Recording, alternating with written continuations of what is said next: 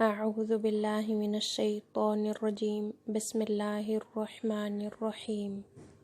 بالکل same case ہے کہ قرآن مجید کی جب انسان کے ساتھ دوستی ہو جاتی ہے اور وہ دوستی انسان جب اپنا ریلیشن بلڈ کرتا ہے قرآن کے ساتھ، اس کا ناظرہ پڑھنا، اس کا علم حاصل کرنا، تو اس چیز سے پھر وہ ہمارا شفیع بن جاتا ہے، یعنی شفاعت کرتا ہے اللہ تعالیٰ کے پاس، ہماری سفارش کا جو ہے وہ سبب بنتا ہے۔ جیسے حدیث میں آتا ہے کہ اقرأوا القرآن فإنه يأتي شفيعا لأصحابه يوم القيامة، کہ قیامت کے دن جس دن کوئی بھی شخص اللہ تعالیٰ کے سامنے بولنے کا کسی کی ہمت نہیں ہوگی، ایون انبیاء بھی جو ہیں وہ بھی، ان سے بھی جب کہا جائے گا کہ آپ سفارش کریں تو سب اپنی جو نظروں کا رخ ہے وہ آپ صلی اللہ علیہ وسلم کی طرف پھیر دیں گے۔ تو مطلب انبیاء، عام انسان تو عام انسان، انبیاء بھی اس دن سفارش نہیں کر سکتے۔ سفارش کرنے کے لیے جیسے حضرت ابراہیم کو کہا جائے گا تو ان نے جو توریہ بولا تھا وہ اس کی وجہ سے گھبرا رہے ہوں گے کہ نہیں، میں اللہ تعالیٰ سے سفارش نہیں کر سکتا۔ حضرت موسیٰ علیہ السلام کو کہا جائے گا تو ان سے جو ایک قتل خطا ہو گیا تھا اس کی وجہ سے وہ سٹیپ بیک ہو جائیں گے، نہیں میں نہیں کہہ سکتا۔ تو ہر نبی جو ہے وہ پیچھے ہو جائے گا اور سب یہی کہیں گے کہ نبی صلی اللہ علیہ وسلم کے پاس جائے اور وہ سفارش کرے۔ تو ایسی سچویشن میں جو قرآن مجید ہے وہ ہماری شفاعت کرنے کا سبب بنے گا، یعنی وہ اللہ تعالیٰ سے اپنے جو لوگ اس کے پڑھنے والے ہیں، اور وہ اپنے پڑھنے والوں کو خوب جانتا ہے، اور یہ قبر میں بھی انسان کا ساتھی بنتا ہے اور قیامت کے دن بھی جب انسان کو ضرورت ہوگی تو یہ انسان کی شفاعت کا سبب بنے گا۔ اس کے علاوہ جیسے قرآن مجید کو پڑھنے کی فضیلت ہے تو اس حوالے سے کہ قرآن کا جو ایک حرف ہے اس کے اوپر انسان کو 10 نیکیاں ملتی ہیں،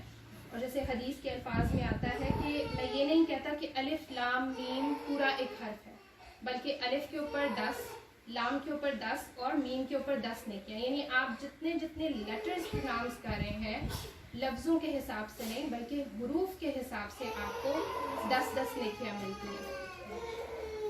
تو اس طرح سے جو قرآن کا پڑھنا ہے، صرف ناظرے سے پڑھنا، یہ بھی انسان کے لیے باعث اجر و ثواب ہے اور انسان کی ان نیکیوں میں اضافہ کرنے کا سبب بنتا ہے۔ اس کے علاوہ ایک حدیث میں آتا ہے کہ کیا تم میں سے کسی شخص کو یہ پسند ہے کہ وہ کسی وادی میں جائے اور اس وادی میں جانے کے بعد جب وہ واپس لوٹے تو اس کے پاس 2 بڑے بڑے اونٹ ہوں؟ جیسے اب آپ صلی اللہ علیہ وسلم کا جو دور تھا وہاں پر سواری کے لیے جو ایک کامن اینیمل استعمال ہوتا تھا وہ اونٹ تھا۔ گھوڑے بھی جو ہے وہ عام سواریوں کے لیے استعمال نہیں ہوتے تھے، گھوڑے جنگوں وغیرہ کے لیے استعمال ہوتے تھے، لیکن جو عام سواریاں کرتے تھے لوگ ایک شہر سے دوسرے شہر میں جانے کے لیے اونٹ کا استعمال کرتے تھے۔ اور آج کل ہم دیکھ لیں کہ اونٹ کا نعم البدل ہمارے پاس گاڑیاں ہیں، اور گاڑیوں میں بھی پھر ہمارے پاس برانڈز ہیں۔ تو کہا کیا جا رہا ہے اس حدیث میں کہ آپ میں سے کوئی ایک وادی میں جائے، بطحان کی وادی، اور جب وہ واپس لوٹے تو اس کے پاس 2 بڑے بڑے اونٹ ہوں، یعنی قوت اور طاقت اس کی بہت زیادہ ہو، تو اور وہ اونٹ اس نے کسی گناہ سے نہ کمائے ہوں بلکہ اس نے ایک حلال طریقے سے ان کو ارن کیا ہو۔ تو کیا تم میں سے یہ چیز اچھی نہیں لگے گی تم لوگوں کو؟ تو اس چیز کو ریزمبل کیا پھر آپ صلی اللہ علیہ وسلم نے کہ تم میں سے کوئی شخص مسجد میں جائے اور 2 آیتیں سیکھے اور پھر اس کو آگے سے اس کی ایکسپلینیشن وغیرہ سارا کچھ اس کو سیکھے، تو یہ 2 اونٹوں سے زیادہ بڑھ کے چیز ہے، یعنی کیونکہ انسان جو ہے وہ ایک مٹیریلزم والی چیزیں اس کو زیادہ سمجھ آتی ہیں، تو آپ صلی اللہ علیہ وسلم نے جو مثال دی وہ اسی طرح سے دی کہ انسان کو زیادہ اچھے سے سمجھ آ جائے۔ تو 2 آیتوں کا سیکھنا ہمارے لیے، اگر ہم آج کے دور میں دیکھیں تو 2 اچھی گاڑیاں ہونے سے زیادہ بہتر یہ ہے کہ ہم 2 آیتیں سیکھیں، اور پھر ہم اگر 3 آیتیں سیکھیں تو وہ پھر اور زیادہ افضل چیز ہے، پھر 4، جتنا ہم بڑھاتے جائیں گے وہ ہمارے لیے زیادہ باعث اجر و ثواب کا ہوگا۔ اس کے بعد جو قرآن کا ماہر ہوتا ہے، یعنی قرآن، کیونکہ جب ہم ناظرہ بھی سیکھتے ہیں تو ہر شخص اس کا ماہر نہیں ہوتا،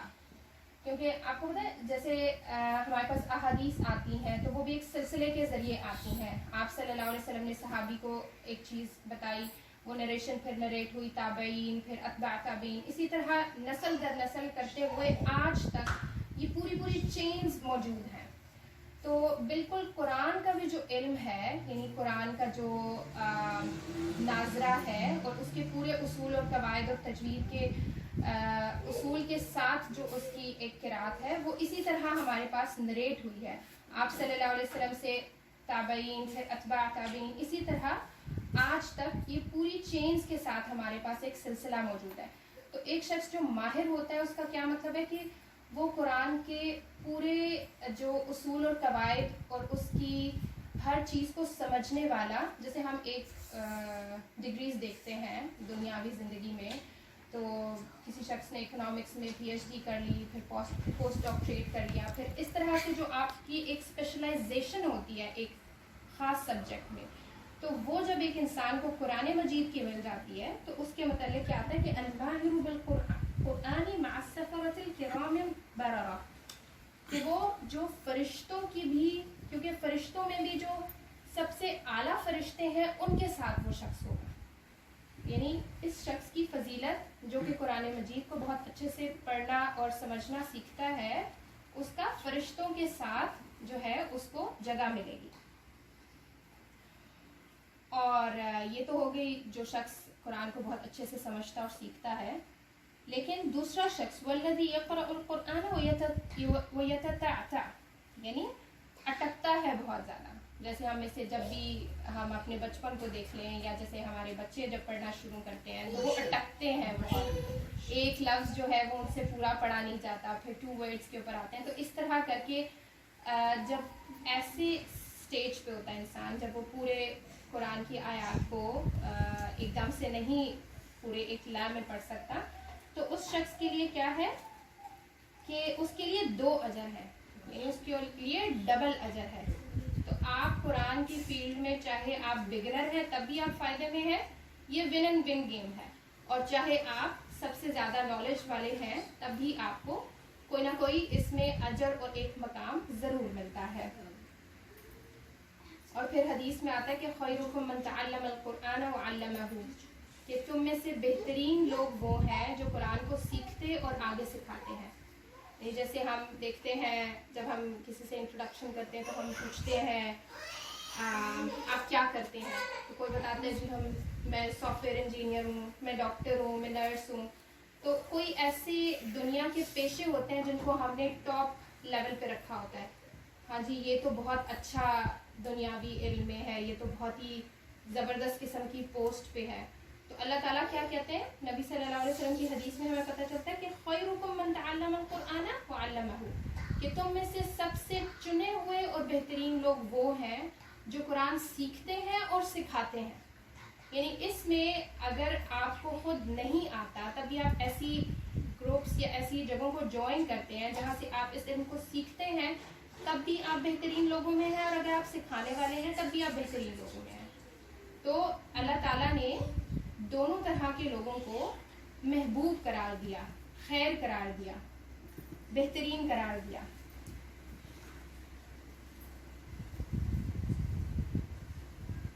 और फिर कुरान मजीद के साथ आवाज़ को खूबसूरत बनाना, इसकी भी हमें आप सल्लल्लाहु अलैहि वसल्लम से तरगीब मिलती है कि अल्लाह ताला ने नबी सल्लल्लाहु अलैहि वसल्लम के लिए किसी भी चीज़ के साथ हुस्न सोत को पसंद नहीं किया मगर कुरान को, यानी कुरान मजीद को अच्छी आवाज़ में पढ़ना, इस चीज़ को अल्लाह ताला ने पसंद किया। और काबिल रश्क होते हैं वो लोग, जैसे हमारे पास हदीस में जो कैटेगरी हमें मिलती है उसमें हमारे पास 2 तरह के लोग हैं जिनके ऊपर हम रश्क कर सकते हैं। जैसे हम दुनिया में देखते हैं कोई अगर सेटल्ड फैमिली होती है तो हम उनको बड़े हसरत से या रश्क से देखते हैं कि ये तो जी इनका घर भी बन गया, इनका ये भी हो गया, इनका ये भी हो गया, तो बड़े सेटल्ड लोग हैं। लेकिन हमें जो हदीस में पता चलता है कि आप रश्क किन 2 लोगों पे कर सकते हो। एक वो शख्स जिसको अल्लाह ताला ने बेतहाशा माल दिया है और वो अल्लाह के रास्ते में माल को खर्च कर रहा है, फी सबीलिल्लाह, जो कैटेगरीज हैं वहाँ पे वो स्पेंड कर रहा है। और इसके अलावा दूसरा वो शख्स होता है जो कि कुरान सीखता है, अल्लाह का दीन का इल्म सीखता है और उसको आगे फैलाता है।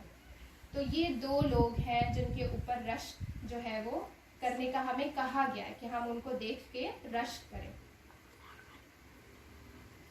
اور آخر میں ایک بات کے ساتھ ختم کروں گی کہ جیسے قرآن مجید کے حوالے سے یہ مجلس اکٹھی ہوئی ہے تو اس میں ہمارے لیے ایک بہت ہی امپورٹنٹ پوائنٹ ہے کہ ہمیں اس علم کو سیکھتے رہنا چاہیے, اس میں بریک نہیں آنے دینی چاہیے, کیونکہ ہمیں حدیث میں پتہ چلتا ہے کہ قرآن کا علم جتنی جلدی انسان کے پاس آتا ہے اتنی ہی جلدی انسان سے چلا جاتا ہے. جب انسان ریویژن چھوڑ دیتا ہے, اس چیز کے اوپر توجہ چھوڑ دیتا ہے, تو پھر یہ انسان سے رخصت ہو جاتا ہے. اور اس کی مثال ہمیں ملتی ہے اونٹ کے جیسی. انما مثل صاحب القرآن كمثل الإبل المعلقة ان عاهد عليها امسكها وان اطلقها ذهبت. یعنی قرآن کا علم جو ہے, یعنی صاحب قرآن کیسا ہوتا ہے جیسے اونٹ ہے. اگر آپ اونٹ ایسا جانور ہے جس کو آپ اگر باندھے بغیر چھوڑ دو گے تو وہ کہیں چلا جاتا ہے, اس کو باندھنا جو ہے وہ مسٹ ہوتا ہے. تو قرآن کا علم بھی جو ہے وہ ایسا ہی ہے کہ اس کو باندھ کے رکھا جائے, یعنی اس میں کنٹینیوٹی ہونی چاہیے, مسلسل اس کو پڑھتے رہنا چاہیے, کیونکہ جیسے ہی ہم اس کو پڑھنا چھوڑیں گے, اس کو اگنورنس دکھائیں گے, تو وہ انسان سے رخصت ہو جاتا ہے. تو اس کے ساتھ میں اپنی ٹاک کو ختم کروں گی. سبحانك اللهم وبحمدك نشهد ان لا اله الا انت نستغفرك ونتوب اليك. السلام علیکم ورحمۃ اللہ وبرکاتہ.